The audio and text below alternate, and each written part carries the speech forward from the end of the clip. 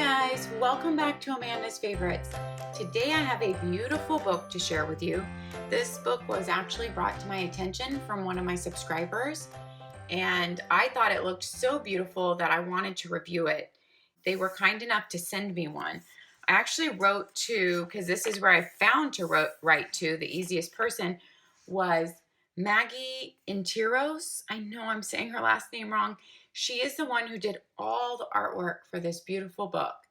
And so I wrote to her and she had the company send me out one to be able to review. This is available on Amazon. I think I already said that. It's very reasonably priced. I will put the Amazon price fluctuates. I don't know exactly what it's at today, but I will put a link down there in my description box for it. Basically, it is an undated planner that has a nature journal component to it. So let's go through this and we will look at it. It is all done in this navy and white. The whole journal is done in navy and white. It's hardbound. It has a closure elastic band that works great. It has one ribbon page marker, a gray ribbon, and that is plenty long enough to function well. There are no pockets in this journal or planner. It's kind of a journal planner combo. It says this journal was created with the idea of helping you experience nature in new and meaningful ways in every season.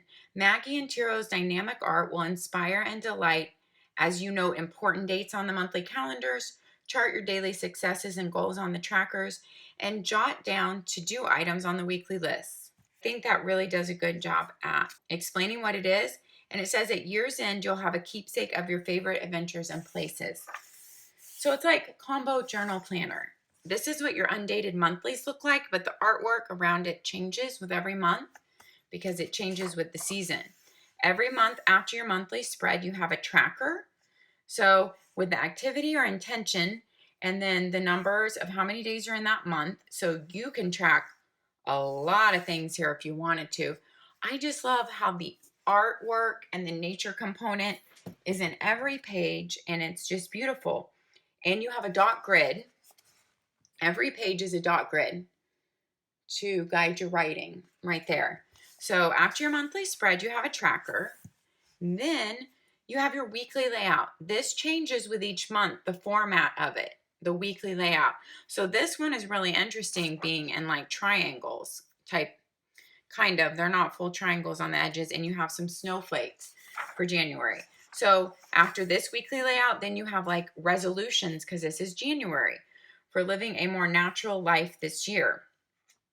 Even though it starts in January, I love how it's undated because you could start it in the summer and your full year could run an academic year. It could be 18-19. So it doesn't have to start in January since it's undated.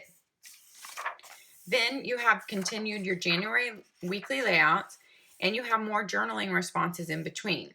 Nature provides rich patterns and textures even in the depths of winter.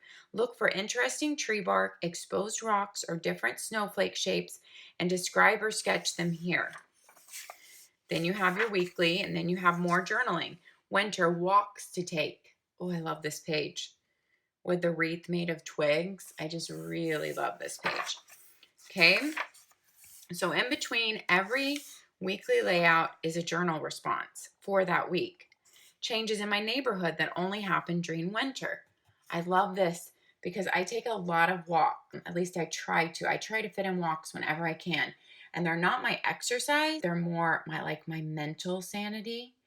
And because we live in Texas, the winter is a really good time for walks, in that it's usually not freezing cold. We can actually finally go outside at any time of day and take a walk, unlike the summer in Texas. So I actually take a lot of walks in the winter, and I love to just notice those changes in my mind, but to come home and jot them down would be really fun. Then your next month, February.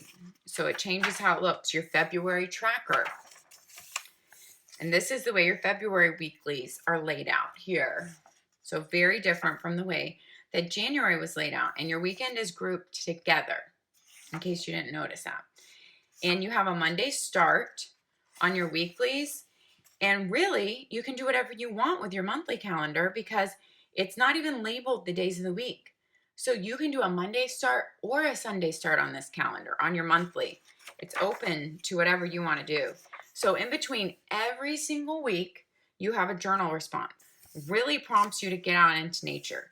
Visit a river, lake, or stream near you that you plan to return to in each season.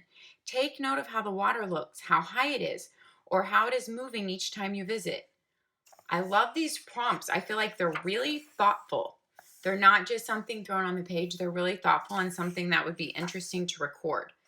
My favorite type of winter weather is, and just tell me that just that little scene right there, that little artwork inspires you. It inspires me to write on that page, to sketch on that page. So that's your February.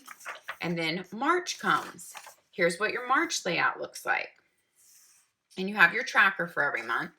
We're going to skip. We're not going to, unfortunately, be able to see every journal prompt.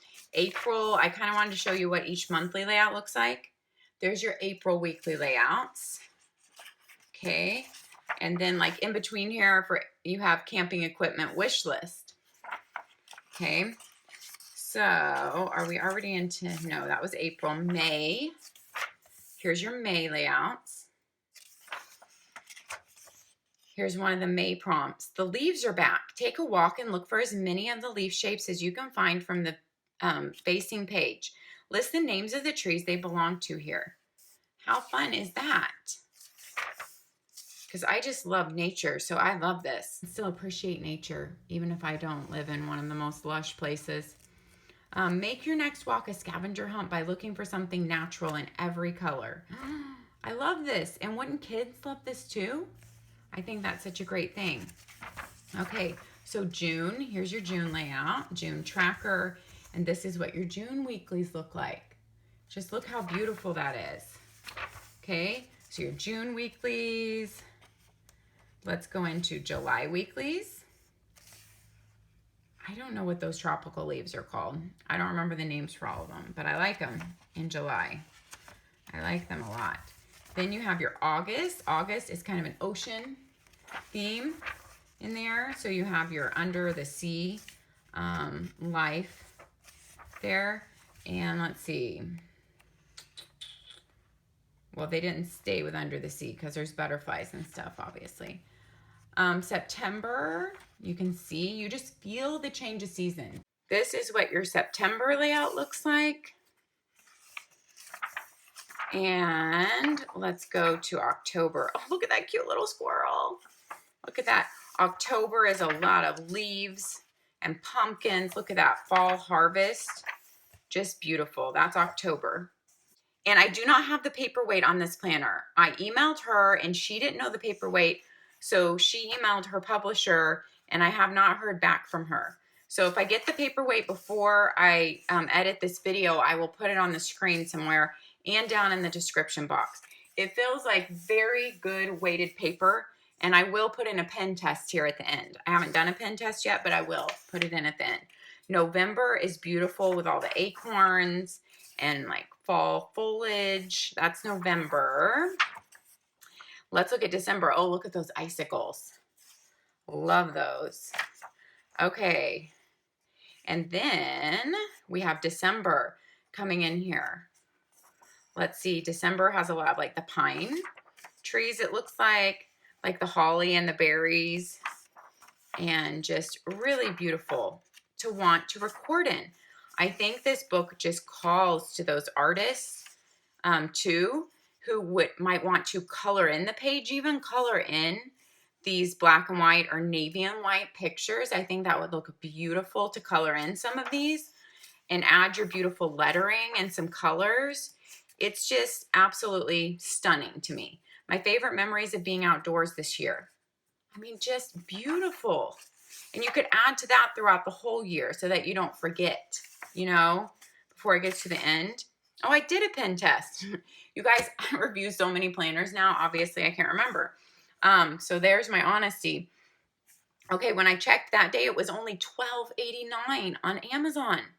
That is a huge bargain for this book, you guys. I feel like it's really well made and that the paper is really good. So I tested all my normal pens on here. There's 272 pages. It is 6.8 by 9.2 inches. And look at the pen test through the page. It did really well. I mean, you can see some ink through the page there, but there is no major ghosting, absolutely no bleeding whatsoever. And it's just a beautiful journal. And when you end up writing on both pages, you won't see that coming through because your handwriting will be on both sides right there.